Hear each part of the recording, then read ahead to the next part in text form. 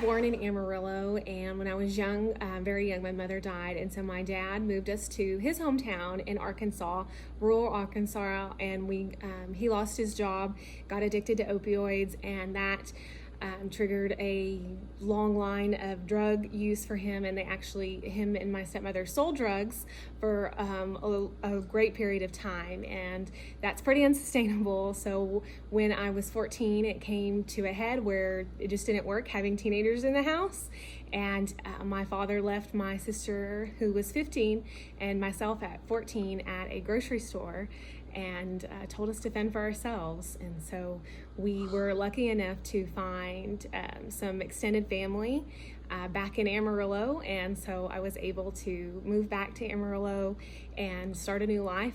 And I had a great high school who gave me a college scholarship to allow me to go to college.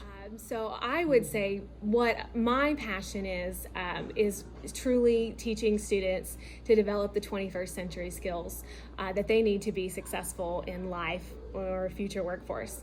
When I was a teacher, one of my most frustrating things was that students could just not think. Anytime we needed to think critically or analyze something, it was so guided. And one year I went to a professional development session by Jan Birkins. She has a book called Who's Doing the Work? And when I was sitting there, I was like, I'm doing the work. I'm always doing the work. It is the Miss Ryals show. I have an interactive audience, and every day it's me doing all of it. And I really thought, how can I get the students to do it? And so that's what I'm passionate about, is creating student-centered classrooms and getting the students to do the learning and the work instead of me.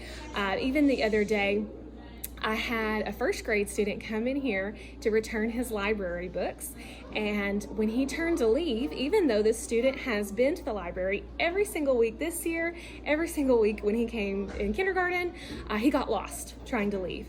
And you have to think, well, why couldn't he orient himself? How does he not understand his surroundings and navigate? Well, he's always came in with his class, so he's never had to. So when we think, well, why can't students think critically or solve problems or collaborate or communicate effectively? The main problem is they really haven't had the opportunities to do this. So if I had to teach one lesson, it would be coding. It would be computer programming, teaching kids how websites work, how apps work. It's one of my favorite lessons. I do it all the time. I use Scratch. I think it's scratch.mit.edu. It's a website where it's a very kid-friendly website where kids can go on there and learn how. There's little tutorials. They can learn how to write code, test it out, use that trial and error, work together to solve their problems.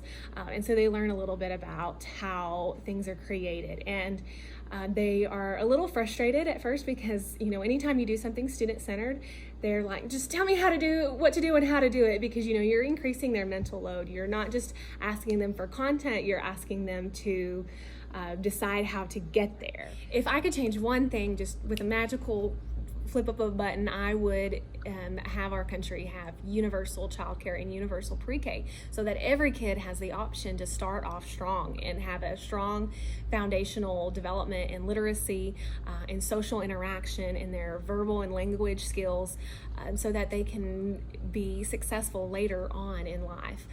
That's what we are truly missing in this country.